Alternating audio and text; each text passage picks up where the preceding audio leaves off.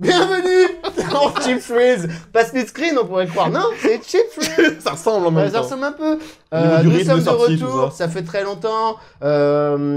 Cette fois-ci, avec Geoffrey, on s'est dit, c'est fini les affiches, c'est fini le décor. Tout le monde fait quelque chose de très habillé. On met tout dans les chemises. Voilà.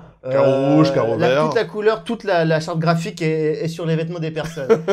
On a choisi de faire de la simplicité, de faire de quelque chose de très épuré, très kubrickien. On est de retour pour une émission classique, hein, un truc un peu vintage. Bien cadré, avec 3 voilà. rubriques. Donc, dans The Stuff, dans notre première rubrique, tu vas parler de quoi, Geoffrey? Je vais vous parler de Dragon Inn de King Hu. Super film. Moi, je vais vous parler de Wolf Guy. Voilà, un film japonais extraordinaire, complètement what the fuck, vous allez voir. Dans Bazar.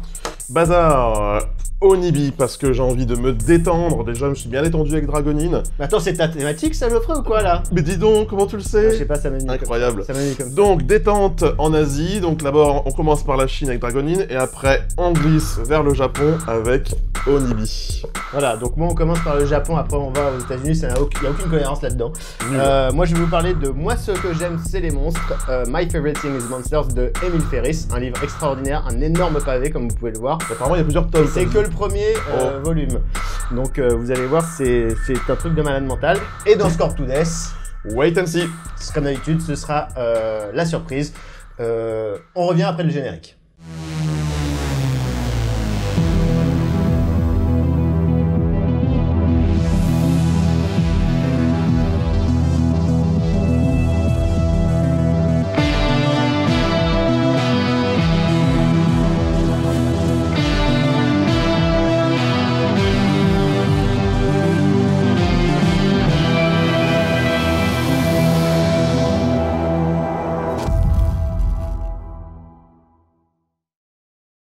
Donc Geoffrey, tu commences tout de suite pour The Stuff. Avec Dragon Inn.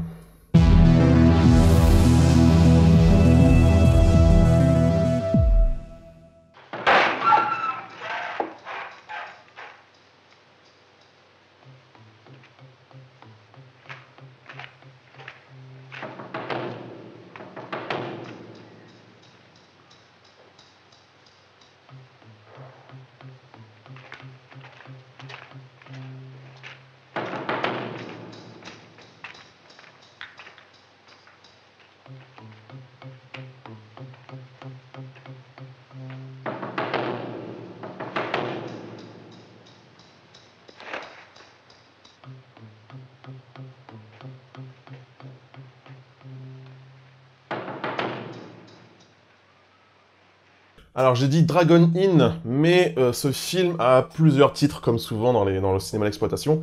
Étrangement, à la base, il est sorti dans le sous-titre de Dragon Get In, un film taïwanais, réalisé par King Hu, qui a d'ailleurs choisi son pseudonyme, et c'est vraiment un roi dans son genre. C'est un cinéaste que j'ai découvert au cinéma, en fait, quand ils ont ressorti 2 films de King Hu, c'est-à-dire Dragon Inn et A Touch of Zen. Donc j'ai vu A Touch of Zen en Blu-ray. Ça s'inscrit là normalement. Voilà, c'est ça, tout à fait. Donc j'ai découvert... Que j'ai toujours pas vu. Ouais, bah d'ailleurs, on va se faire ça un de ces jours. Ouais. Donc du coup, j'ai découvert A Touch of Zen au cinéma et j'étais bluffé, en fait, directement. Et je m'attendais pas du tout à ça. Parce que je dirais que j'ai l'image un peu, limite, assez simple des films d'arts martiaux. Après, j'ai découvert un peu le Wuxia, justement, avec, comme beaucoup de monde, avec Tigre et Dragon. Parce qu'en fait, c'était vraiment le film qui a fait découvrir le genre. Film qui est extrêmement inspiré, justement, du cinéma de King Hu, ça t'est reconnu, notamment de Dragon Inn. Donc, Dragon Inn, qu'est-ce que c'est? C'est un film qui est sorti en 1967, et ça nous parle de Cao Shaoqin, qui est réalisé par Bai Ying, qui reviendra ensuite, d'ailleurs, dans A Touch of Zen, maître des eunuques, qui fait accuser le ministre Yu Qian de trahison. Et en fait, évidemment, c'est pas vrai, c'est un coup d'État. Et donc, ils font tuer Yu Qian. Et ils poursuivent ses enfants et pour soi-disant les arrêter, etc. Mais en fait, en vrai, ils veulent les abattre. Donc, ces enfants s'en vont. Ils vont presque se faire massacrer, mais il y a des héros qui arrivent un peu de nulle part et qui vont les sauver. En tout cas, ils vont tout faire pour les sauver. Et voilà, le film commence comme ça. Et on va découvrir des personnages comme Xiao Jozi, désolé je lis un peu parce que c'est un peu... interprété par Shichun, et Shichun j'adore cet acteur, je sais pas si tu te souviens de ce personnage. Shichun j'adore, parce que moi j'ai découvert dans A Touch of Zen, et c'est un super acteur qu'on retrouvera d'ailleurs encore... Il a une vraie gueule quoi. Il a une vraie gueule, qu'on retrouvera d'ailleurs plus tard dans la légende de la montagne, qui est sorti en 1979, qui est sorti en Blu-ray il y a pas longtemps chez Carlotta également, que je n'ai pas encore vu, donc j'ai vraiment hâte de le voir. Et on va aussi découvrir aussi Xiao Wei, le personnage féminin du film. Qui tape dur. Qui tape dur, qui doit se cacher, qui doit cacher sa féminité pour pouvoir être intégré auprès des hommes, qui est interprété par Shang Quan Lingfeng, désolé si je le prononce très mal. Et donc voilà, donc ce film fait partie du mouvement du Wujiapian, qui est à la base un mouvement littéraire, à la base, et qui a commencé au cinéma en 1920, donc autant vous dire que 1967 c'était déjà un genre assez vieux, alors que ça nous paraît déjà vieux de notre côté, mais c'était un genre qui était un peu vieillissant, et King Hu a vraiment rénové le genre, pas avec Dragon Inn, mais avec l'Hirondelle d'Or. L'Hirondelle d'Or, qui est sorti auprès d'une énorme boîte de production qu'on connaît beaucoup, c'est Shaw Brothers, et donc ça a été un énorme succès, immense succès, sauf que King Hu n'a pas apprécié une chose, c'est que, évidemment, c'est une grosse boîte de production, donc il le poussait à produire plus, produire vite, sauf que King Hu, c'était un homme qui, lui, voyait d'abord l'art, et après l'argent, l'exploitation, etc. Donc, il prenait beaucoup de temps, on l'a critiqué, il a toujours pris beaucoup de temps à travailler ses films. C'est quand même un des premiers qui bossé ses films entièrement sur storyboard. Donc, en 1967, c'est hyper... Et ça se voit, vu comment le cadre et l'image sont travaillés dans ces films. C'est extrêmement graphique, extrêmement visuel. Et donc, du coup, pour revenir 2 secondes à mon histoire, du coup, il s'est barré de la Shaw Brothers, et son premier film qu'il a fait et qu'il a monté à Taïwan, et qui a d'ailleurs ultra dynamisé et créé quasiment un marché du film à Taïwan, un marché de production en tout cas de films, et il a créé ce film, et ce film a énormément marché aussi, donc pour un premier film presque on va dire indépendant finalement, et qui a marché, et c'est incroyable parce que même si on embrasse le cinéma de genre, le cinéma de populaire, ça reste aussi un film purement artistique, visuellement. Moi c'est la claque que j'ai eue quand j'ai vu pour la première fois A Touch of Zen, limite j'ai adoré le film, limite je pointais du nez, parce qu'en fait, je piquais du nez plutôt, parce que j'étais tellement détendu, A Touch of Zen, vraiment ça. Et là, c'est la même chose, c'est un cinéma qui a un pouvoir de détente auprès de moi, c'est incroyable. Pourtant, il y a quand même des combats, parfois c'est assez sanglant. L'Hirondelle d'Or, c'est vraiment très sanglant pour le coup, Dragon Inn un peu moins. Pourquoi? Parce que le cadre est sublimement construit. C'est pas forcément statique, il y a des moments où ça va être statique, mais il y a aussi des mouvements de caméra. La caméra vous raconte l'histoire, qui va vers l'avant, qui va à l'inverse des personnages. C'est d'une richesse incroyable, tout est millimétré sans être maniéré pour autant. Tout passe par le visuel, notamment la présentation des personnages qui est extrêmement rapide. C'est ça qu'on nous, avec Gilles et moi, on aime beaucoup, c'est que les personnages soient bien installés rapidement, sans faire des tonnes, juste on les voit arriver, on a compris le personnage, quoi. À travers juste quelques mots, pas besoin de le surligner par le dialogue. On est dans le cinéma, on passe par le visuel. C'est souvent leur posture, leur costume, leur attitude qui les définit plutôt que des longues lignes de dialogue. Voilà. Et le cadre est tellement bien exploité que on a l'impression parfois d'un relief, d'une 3D, parce que il y a toujours plein de couches, plein de plans, des trucs qui passent devant, qui passent derrière, et donc c'est extrêmement fort. On n'est pas encore justement à Tigre Dragon où les combats étaient faits par des câbles, etc. Là, ce sont des trampolines, clairement, on peut l'imaginer, et aussi un effet de montage, c'est-à-dire que ils veulent nous montrer limite des forces surnaturelles de leur personnage. Ils vont faire un travail de montage. Par exemple, on va voir qu'il va sauter, hop, ça va couper, on va revoir qu'il apparaît ailleurs, et ainsi de suite, ou ils vont faire des gens qui se cachent pour faire semblant que c'est une sorte de téléportation où ils vont extrêmement vite. Donc j'ai pas envie d'oublier de tout vous dire, mais voilà, il y a un peu de tout ça, et puis visuellement, en plus l'image a été superbement bien refaite, c'est sublime, c'est vraiment un film à voir en Blu-ray, et c'est à la fois, il y a un mélange de tons, c'est à la fois drôle, à la fois sombre, à la fois extrêmement touchant, extrêmement violent. Il y a le film est construit de différentes manières. Il y a aussi bien les combats, mais aussi le suspense. Est-ce que, oui ou non, ils vont sortir l'épée, en fait, finalement. Et dans les bonus sont vraiment très intéressants. Pour juste finir là-dessus, il y a Pierre Rissian qui présente le film et qui a connu King Hu. Et King Hu était passionné par le cinéma, et par le cinéma occidental notamment, parce qu'on pense clairement, par exemple, au western, au film de Sergio Leone. Il y a des éléments de BO qu'on reconnaît. Il y a le générique du début, enfin l'arrivée du logo du studio. Oh, c'est la 20th Century Fox, qu'on reconnaît presque le thème. Même le contexte, le décor, le fait d'arriver dans un bar comme ça, que tout se passe autour d'un groupe de personnages, c'est vraiment très Far West. Hein, très vraiment, avec les sabres qui sont posés sur leur table, comme s'ils avaient leur fusil prêt à dégainer. Il y a vraiment ça. Et ce qui est intéressant aussi, ce qu'il disait dans le bonus, c'est que il parlait beaucoup de James Bond. Pour lui, James Bond l'a beaucoup inspiré pour ce film. Et du coup, ça nous étonne beaucoup, et j'y ai beaucoup pensé à ça. Et finalement, je comprends peut-être ce qu'il voulait dire. Dans les James Bond, vous voyez, parfois il y a des scènes où James Bond va discuter avec le bad guy, ils sont au casino, ou ils sont en train de boire un verre, et ils discutent de manière un peu détendue, etc. Alors qu'on sait qu'au fond, il y a une énorme animosité entre eux. Et c'est exactement ça, un échange de politesse, limite de stratégie, etc. Parce qu'en fait, tout se passe au niveau de la stratégie dans l'auberge, et il y a des combats extérieurs, il y a des décors extérieurs incroyables. Enfin, c'est beau à pleurer, mais vraiment, croyez-moi. En plus, je trouve que c'est vraiment le bon film pour découvrir King Hu, parce qu'après, King Hu, justement, il a été extrêmement libre, peut-être presque trop, et après, il a fait des tournages comme A Touch of Zen qui ont duré une éternité, des films qui durent presque 3 heures, 3 heures tout pile, donc c'est très très bien, mais croyez-moi, si vous voulez commencer par un film pour découvrir King Hu, c'est ça. Et c'est vraiment un film qui a beaucoup influencé et qui influence encore maintenant. Et ce sont des films qui sont très marqués dans leur temps, mais qui vieillissent merveilleusement bien grâce au fait que, justement, ça a été extrêmement retravaillé. Voilà, je pense que j'ai un peu fait le tour. J'espère que je n'ai rien oublié dans tout ce que je voulais dire. J'avais beaucoup de choses à dire.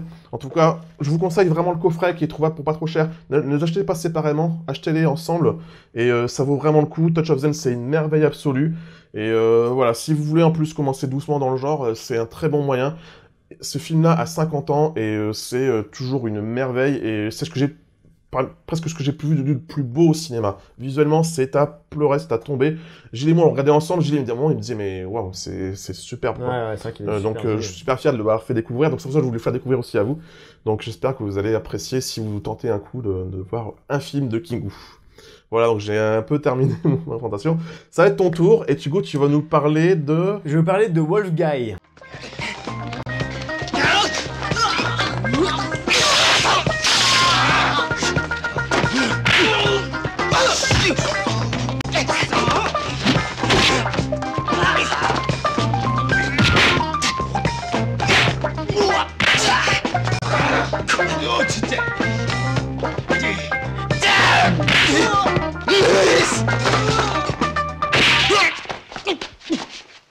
Wolf Guy, attention, film totalement fou.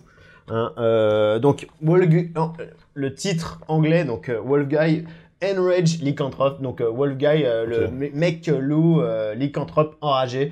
Donc le titre original c'est Urufugai Moero Kami Otoko. Donc c'est un film de 1975 qui a été réalisé par Kazuhiko Yamaguchi. Kazuhiko Yamaguchi pour la Toei, hein, attention. Kazuhiko Yamaguchi, c'est pas un débutant au moment où il réalise ce film. Il a déjà lancé une franchise qui s'appelle Delinquent Girls Boss. Il a aussi lancé une franchise qui s'appelle Sister Street Fighter, qui est quelque chose qui découle de Street Fighter, qui était déjà une énorme franchise de combat pour la Toei, et c'est lui qui a lancé ce truc-là. Et après, il a travaillé aussi avec Meiko Kaiji, avec laquelle il a fait des films de Yakuza. La reine. Quand on lui propose le scénario de Wolf Guy, c'est un scénario qui est basé sur un manga de Kazuma Hirai, qui avait déjà fait un manga qui s'appelle Eight Man, qui était un énorme succès au Japon, et Wolf Guy était un énorme manga au Japon qui avait énormément de succès, donc il fallait développer une franchise sur Wolf Guy, sachant que la Toho 2 ans avant avait déjà adapté un film de ce manga-là, donc 2 ans après, la Toei se dit il faut qu'on fasse aussi quelque chose. Ari Sonishiba, qui est un énorme acteur déjà à l'époque pour la Toei. Sonny Chiba, qui a joué pour Kinji Fukasaku, qui a joué récemment pour Quentin Tarantino, les gens le connaissent pour Kill Bill aussi. Il a joué dans beaucoup de films aussi, des Jidaigeki, beaucoup de films d'action. C'était vraiment une figure de la Toei à l'époque. Il a fait plus de 125 films pour la Toei. C'est vraiment quelqu'un qui est un monument qui a aidé à construire la Toei dans les années 70. Quand on lui présente ce scénario, le réalisateur lui dit bon, je vois pas ce que je vais foutre avec ce truc-là. Enfin, quand on lui présente le manga, et finalement c'est Fumio Konami qui écrit le scénario. Fumio Konami qui est la personne qui a écrit La Femme Scorpion, qui a adapté La Femme Scorpion pour la Toei, donc toujours dont a découlé une énorme franchise avec Meiko Kaji, déjà par Shunya Ito et après beaucoup d'autres qui étaient beaucoup moins bons. Et il a écrit aussi pour Kinji Fukasaku, Nouva Combat sans code d'honneur. Donc il connaissait vraiment bien ce genre de film. C'est un film de malade. Donc je vous raconte le truc, c'est que Sonny Chiba, il joue Akira Inogami, qui est un inspecteur, un flic. Alors je pensais que ce soit un flic, c'est plus un inspecteur dans le truc. C'est jamais vraiment dit. À un moment donné, il dit même je suis un reporter dans le film. Bon, c'est accessoire quoi, on s'en fout. Voilà, ça n'est. En tout cas, il résout des crimes dans Tokyo et un jour, dans l'intro du film, il tombe sur un mec qui est en panique et qui vient de se faire agresser par un tigre invisible qui le lacère en fait. Et devant les yeux de Sonny Chiba, le gars se fait éclater par des griffes invisibles d'un tigre qui n'existe pas, un tigre fantôme. Et tout le film va découler de ça. Et Sonny Chiba va chercher pendant tout le film d'où vient ce tigre fantôme et qu'est-ce que c'est que ce truc. Et là, ça part en cacahuète totale. C'est n'importe quoi. Alors, il y a de tout dans ce film. En fait, ce film, c'est comme regarder 5 ou 6 films différents dans le même film. Hyper généreux, quoi. Ah oui, il y a de tout. Il y a du Pinku Ega, il y a du Yakuza Ega, il y a du film d'action, il y a du film d'arts martiaux, il y a du thriller conspirationniste, il y a la SF, du fantastique, il y a du body horror. Et vraiment, quand on regarde le film, on a vraiment l'impression, parfois, limite, d'avoir quelqu'un à côté de soi qu'on verrait pas et qui zappe comme ça d'une scène à une autre. Parce que, en fait, tout s'enchaîne tout le temps, en fait. C'est extrêmement généreux, effectivement. On est quand même visuellement dans quelque chose qui est très proche de ce que fait Kinji Fukasaku sur ses films de Yakuza, c'est-à-dire beaucoup de caméras portées, une réalisation qui est très très nerveuse, mais vraiment quelque chose de très très beau. Je sais pas si j'ai mentionné, le film date de 75, donc on a une BO qui est très funky, un peu synthé aussi, qui est génialissime. Sonny Chiba, il fait fonctionner Chiba, c'est-à-dire que c'est pas le mec le plus on va dire expressif au monde, mais il dégage une force animale qui correspond très bien au rôle. Alors parce que le film s'appelle Wolf Guy, c'est sur un mec, parce qu'on découvre qu'Akira Inugami, dès le début, on nous dit qu'il a des instincts animaux et qu'il a des instincts développés, tout ça. On se doute qu'il vient d'un clan qui a été décimé. On sous-entend que c'est un loup-garou, jamais sans un loup-garou. Hein. Ah. Jamais, pas à un moment donné, par rapport au nom du truc. Tu veux dire qu'un titre de film d'exploitation serait menteur? Voilà. Ou une affiche pourrait mentir. Ce qui est très très étonnant. C'est incroyable, dis donc. Donc ça part en cacahuète dans tous les sens. C'est très très beau. Il y a vraiment des choses super. Il y a des idées qui font vraiment penser. Il y a des couleurs très pop qui font penser beaucoup à Seijun Suzuki, donc je parle souvent dans l'émission. Les rapports avec Chiba, les rapports entre Chiba et Yamaguchi et le réalisateur Yamaguchi sur le plateau étaient très très compliqués. Yamaguchi avait beaucoup plus d'expérience que Chiba, alors que Chiba avait déjà tourné énormément à la base. Il le traitait de gros connard, il le traitait de bâtard et tout ça. Et ils arrêtaient pas de se fighter. Mais ce qui est marrant, c'est qu'après ce film-là, ils ont tourné beaucoup ensemble. Ensemble, ils ont fait Karate Warriors, ils ont fait Karate Bullfighter, Karate for Life, Karate Bear Fighter. C'est une franchise, ça, Karate. Voilà. C'est pas possible. Et ce qui est marrant, c'est que il y a un de ces films. Alors attendez, il faut que je vous avais trouvé le nom traduit. Ouais, voilà. Je vous avais trouvé le nom oui. C'est-à-dire qu'au début, le film qui a rendu Chiba connu, c'était The Street Fighter, qui a été traduit en français. Ça, il fallait quand même que je le dise. C'est Autant en emporte le nunchaku. Quand même. On voit le respect à l'époque des mecs déjà qui doublaient horriblement. C'est horrible quoi, dans la parodie, c'est horrible quoi. Ouais, c'était ouf. Enfin, en tout cas, le film est extraordinaire, ça part dans tous les sens, c'est génial, c'est super généreux. Et l'édition totalement what the fuck. L'édition Arrow est extraordinaire, il y a les bonus sont pas ouf, hein. Il y a des interviews de Chiba, des interviews du réalisateur, du producteur. Ça, voilà, c'est gentillesse, c'est pas l'édition Arrow la plus dingo. Le transfert est génial, il y a un grain 35 minutes qui est extraordinaire, qui rend vraiment service au master du film. Et puis voilà, après, excellent film, à voir absolument. Je pense que c'est difficile de voir un film qui part plus dans tous les sens. Et je pense que c'est une super introduction au film de la Toei et à ce genre de film d'exploitation. Voilà. Si vous voulez continuer après derrière avec les Scorpions et tout, allez-y. Mais ça, c'est deux bons films pour commencer dans un cinéma totalement différent. Mais voilà. Clairement. Allez-y. Allez-y. Wolf Guy, Sonishiba. Shinichi Shiba. Non, c'est son nom. Déjà, c'est pas son vrai nom, mais nous, on la connaît en tant que Sonishiba. Allez-y. D'accord. Bon, c'est cool. Donc, on enchaîne et on passe à Onibi.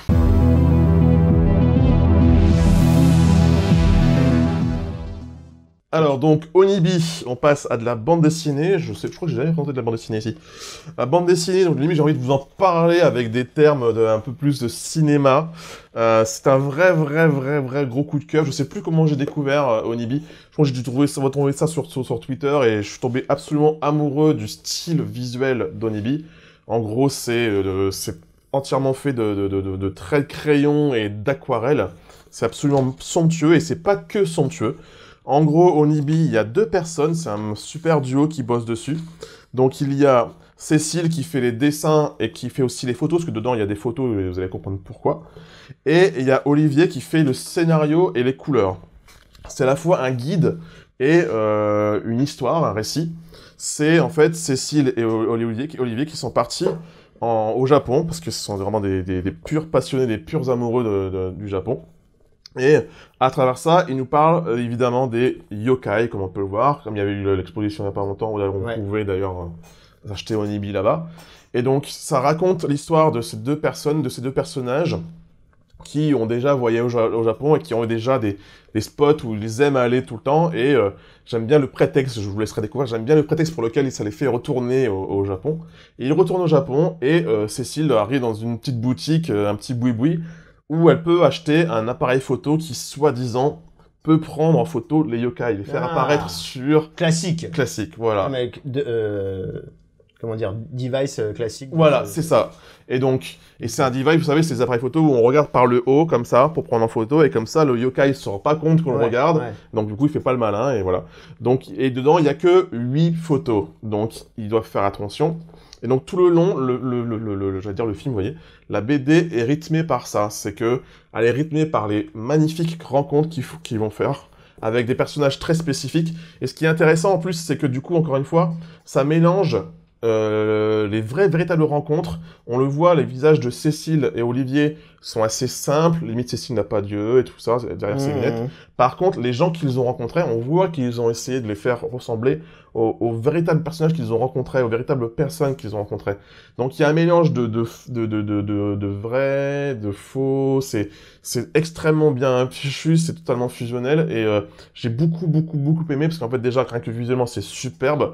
J'ai envie de vous dire encore, en reprenant les termes du cinéma, la photo est superbe, les couleurs sont superbes, on retrouve bien les différentes ambiances. Quand on arrive à l'automne, c'est absolument somptueux. On est en plein Japon traditionnel, on n'est pas du tout à Tokyo, on est dans une petite bourgade au Japon, je crois que c'est Niigata, si je dis pas de bêtises. Et c'est ça, c'est Niigata, et il y a ça, et moi je vous parlais de douceur et de détente, et c'est ça en fait, on vogue dans le film, donc à chaque fois, chaque chapitre se termine par une photo prise par ce fameux appareil photo, où on découvre une personne avec un yokai. C'est une véritable photo qui a été prise par Cécile, qui après elle l'a retouchée, ils ont redessiné par-dessus pour ajouter le yokai. Et donc c'est rythmé par ça, par les rencontres, les lieux également. Et donc à la fois c'est un guide, parce que même à la fin il vous précise où, etc. Et c'est vraiment bien fichu, et je trouve ça extrêmement doux, presque nonchalant en fait. Il se laisse presque porter par la vague, par les rencontres, par les gens qui limite les prennent par la main en disant bah vas-y viens voir ça, machin. Et des surprises. C'est extrêmement sensible, il y a une certaine nostalgie aussi de ce monde un peu ancien.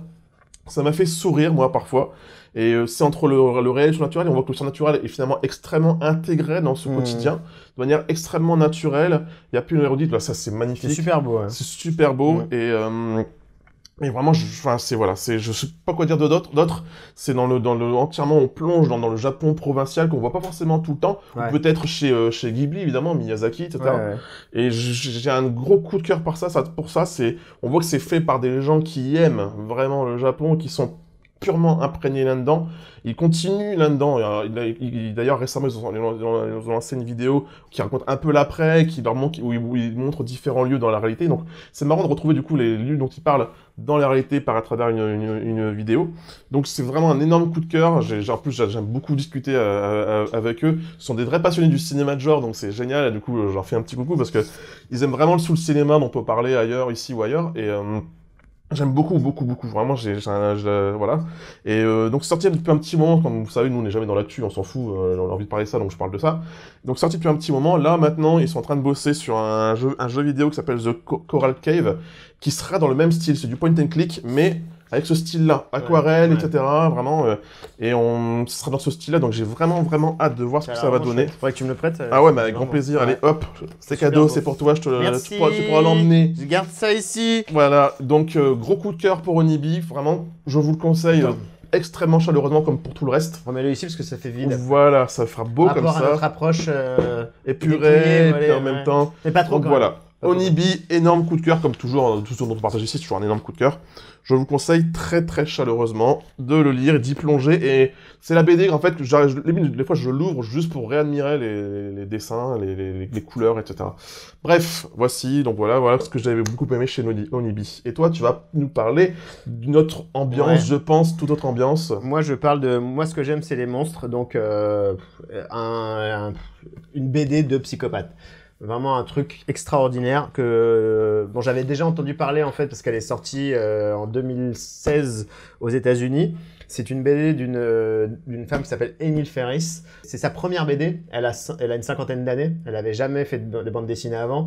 Elle était illustratrice pour des gammes de jouets. Elle a travaillé dans le jeu vidéo. Ah oui. Elle a eu un accident. Elle a eu un accident. Non, elle s'est fait piquer par un moustique qui a entraîné une maladie qui l'a rendue paralysée. On lui a dit qu'elle ne pourrait pas marcher, qu'elle ne pourra plus marcher de sa vie.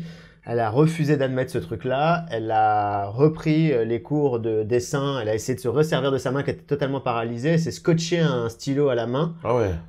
Elle a passé des années à retrouver un petit peu sa dextérité.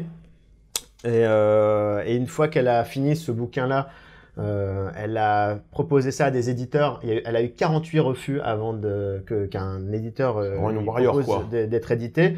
Et quand elle a sorti ce bouquin-là, ça a été un succès instantané. Elle a remporté l'Eisner Award. C'est un livre qui est incroyable. Alors, je vais vous resituer un peu le truc. En fait, c'est un livre qui est un peu autobiographique. Ça raconte l'histoire de Karen dans les années 60, qui est une enfant qui a une dizaine d'années, on va dire 10-12 ans, qui habite dans un quartier très populaire de Chicago. Elle est entourée de crasses, de violence, de sexe, de gueules cassées, de gens qui sont vraiment... voilà, c'est des gens qui ont pris des coups dans la gueule par la vie.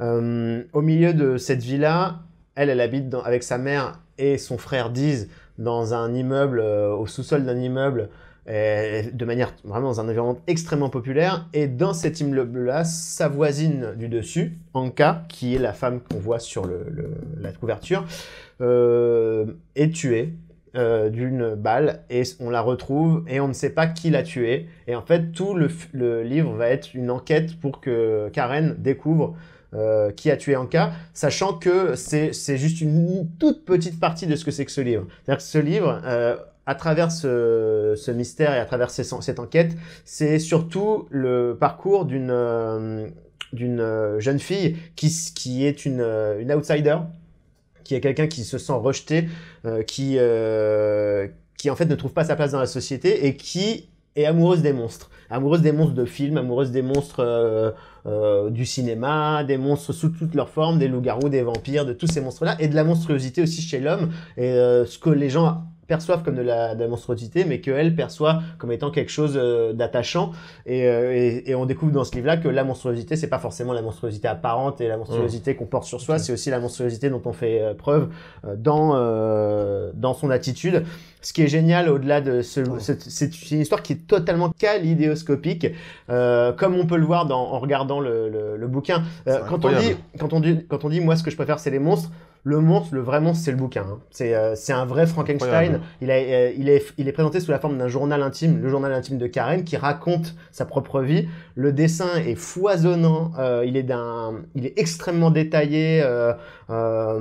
il est plein de profondeur, plein de couleurs, parfois noir et blanc. Il y a 12 milliards de techniques, 12 milliards de styles différents. Ça peut être parfois très schématique, ça peut être parfois très chiadé. En fait, on comprend bien que ce bouquin-là, il correspond à la psyché de quelqu'un. C'est-à-dire qu'au moment où il a envie de se prendre la tête sur les détails, il va le faire. Au moment où c'est très schématique, c'est que ça doit être schématique. La narration se lie vraiment à l'art. C'est-à-dire que même le lettrage, même la typo, va des fois se fondre dans les dessins et tout est carrément homogène. Et on voit la souffrance d'Emile Ferris qui a essayé de reprendre la main. Ça se voit, c'est-à-dire que on sent en voyant le livre que c'est la main de quelqu'un qui l'a fait. Il y a quelque chose de vraiment pas du tout industriel et pas parfait là-dedans. Mais en même temps, c'est complètement virtuose dans la forme.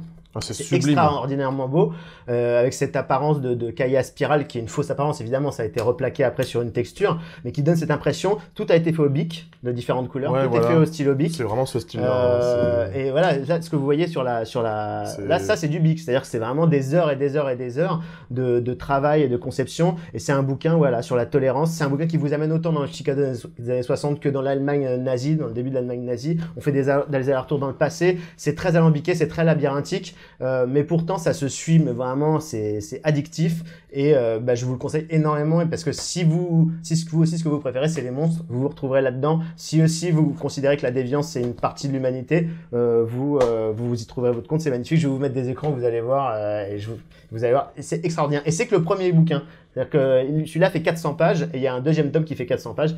Il est paru chez Monsieur Toussaint Louverture dans sa version française. La traduction, j'ai pas lu l'original, mais la traduction est extraordinaire. On a vraiment l'impression d'avoir une gamine qui parle et tout ça. Et c'est touchant, c'est beau, c'est effrayant parfois, c'est violent parfois. Et Sam Mendes, qui a fait American Beauty, veut l'adapter en film. Et je lui souhaite bon courage. Ah oui, parce que l'aspect visuel est très important. Ouais, voilà. Et je lui souhaite bon courage parce que j'ai pas, personne n'a lu le deuxième encore parce qu'il n'est pas sorti même aux États-Unis. Mais j'ai hâte de voir la suite parce que quand tu finis, t'as juste une envie, c'est de savoir la suite parce qu'on n'est pas au bout du mystère.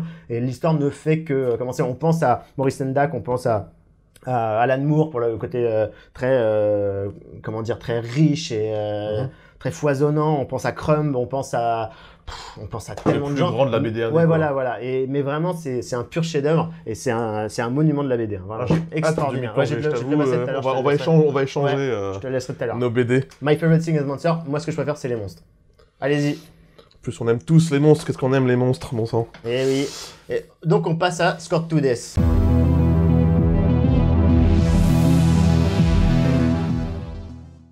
Et donc, Scored to Death, j'ai choisi un petit peu, pour être franc, j'avais un peu oublié la rubrique. Et en fait, j'ai pensé tout simplement à ce que j'écoutais ces derniers temps, la dernière chanson que j'écoutais, la dernière musique que j'écoutais avant qu'on commence notre soirée. Et c'est le thème d'un film qu'on a vu très récemment avec Gilles et qui ne sortira malheureusement pas en salle en France, qui sortira d'ailleurs uniquement en DVD. Tu vas savoir de quoi je parle. Ouais. Du coup, c'est un film que Gilles a vraiment adoré et moi je lui ai un peu de mal et au fur et à mesure, le film grandit en moi, donc c'est la marque souvent de grands films. C'est la VO de Mandy. Bah c'est bien parce que, vu qu'on prépare pas les émissions, c'est ce dont je voulais te parler aussi. Et vous voyez, c'est incroyable quand même. C'est fou ça. C'est génial. Ouais, donc du coup, je vais en parler juste vite fait, moi, vas-y. sans du coup pas en faire des caisses. Moi, je vais parler juste vite fait du fait que la BO du coup est faite par Johan Johansson. Extraordinaire. C'est fou comme. Bref. On va gagner du temps comme ça, c'est rapide. Oui, ça va vite. Vous voulez vous emballer tout de suite?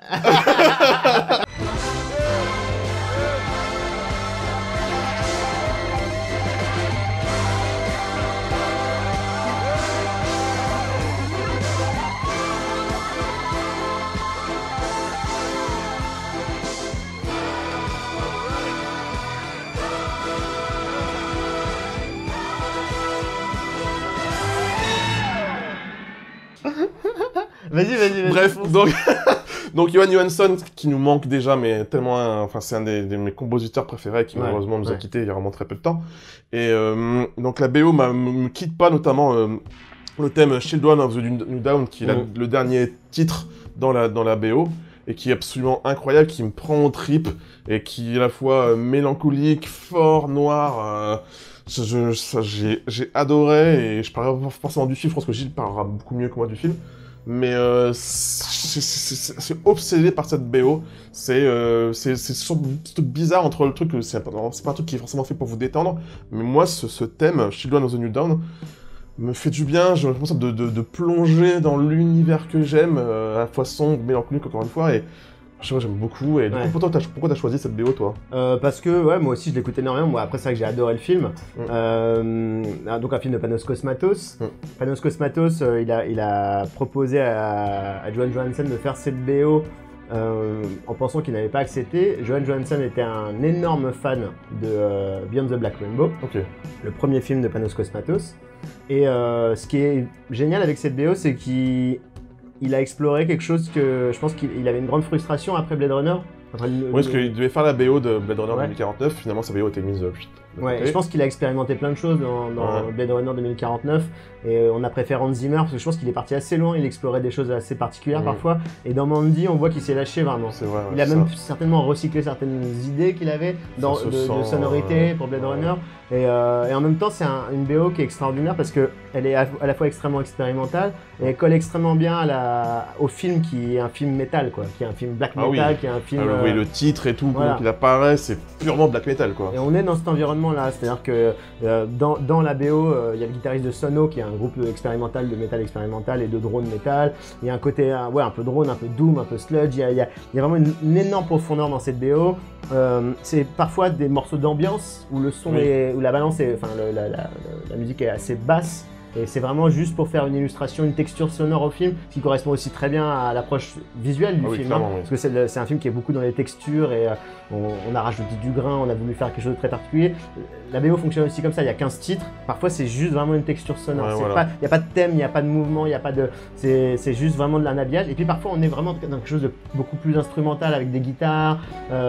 Justement c'est ça, c'est côté électronique mais en même temps avec on peut aller dans l'électronique, on peut avoir une production très électronique mais parfois on part dans quelque chose d'extrêmement black metal et assumé tout en texture et jamais téléphoné vraiment comme le film c'est l'idéal pour une BO parce que je trouve que c'est vraiment le type de BO qui se fond et qui ajoute une couche au film, c'est-à-dire que c'est un acteur du film quoi. C'est vraiment l'identité du film aussi. C'est la BO de Johan Johansson. Et je voulais aussi mentionner le morceau de King Crimson qui arrive en ouverture du film, qui est aussi extraordinaire. Je le mettrai en bas en illustration, qui fait pas partie de la BO malheureusement, mais qui est aussi extrêmement bien choisi par Panos Cosmatos. Après, on peut en penser ce qu'on veut. C'est vrai que Panos Cosmatos, il y a plein de gens qui pensent que c'est quelqu'un qui est très dans la superficialité, qui se regarde filmer, ce qui est pas faux. Mais il a l'avantage de proposer quelque chose qui est vraiment très personnel et même si effectivement il a ses influences et il recycle des choses qu'il aime et tout ça, mais Johan Johansson a très bien compris ce truc-là et je pense qu'il fait partie de ces gens comme Bernard Herrmann parce que Bernard Herrmann, sa dernière compo c'était Taxi Driver, lui sa dernière compo c'est ça et je pense qu'il a exploré quelque chose qui ouvrait des perspectives pour son futur. Je pense il se serait orienté peut-être vers quelque chose de différent et de plus étrange, enfin j'espère. Et c'est un beau testament en tout cas de finir sur cette vidéo-là. Compositeur fascinant quoi. Et à défaut de voir le film en salle, si vous ne pouvez pas le voir, écoutez déjà ça sur Spotify et ça vous donnera peut-être envie de le découvrir. Clairement oui. Et d'ailleurs si vous voulez le découvrir, en France c'est en DVD, en Angleterre si j'ai bien vu ce sera en DVD. Par contre il y a une magnifique édition allemande qui arrive, Gilles vous met le visuel. Je vais vous mettre le visuel. Sublime et qui donne vraiment très envie. Qui est pas en plus, qui est pas excessive, elle est blindée de choses. Il y a le vinyle de la BO du coup inévitablement. Non. Il n'y a pas le vinyle de la BO, il y a un... il y a un 45 tours de la chanson du... Ah merde, je pensais que c'était le vinyle de la BO. Non, le vinyle il est sold out partout de chez partout, c'est impossible de le trouver. Non, j'aurais dû le commander. Je suis d'accord. Donc, non, le vinyle n'est pas trouvable. Mais après, allez-y, écoutez-la et puis vous allez voir, c'est un trip. Donc voilà. On était raccord. On est raccord, comme d'hab. On a fait plus court que d'habitude. La prochaine fois, on fera peut-être une thématique ou je sais pas, peut-être un film. Wait and see. On essaiera de revenir bien plus vite. Et peut-être que la prochaine fois, on fera plus cette approche épurée. Peut-être qu'on trouvera quelque chose d'autre. On va essayer de bosser un peu tout ça. Mais c'était cool de vous retrouver en tout cas. Et on vous donne rendez-vous d'ici peu. On va pas donner de date, on va pas prendre ces risques. Le plus vite possible. C'est juste que faut trouver du temps pour le faire et tout ça prend beaucoup de temps. C'est ça. Mais on a vraiment hâte parce que ça nous fait vraiment plaisir de revenir. Voilà. À bientôt les amis. Salut. 赤く咲くのはケシの花白く咲くのは百合の花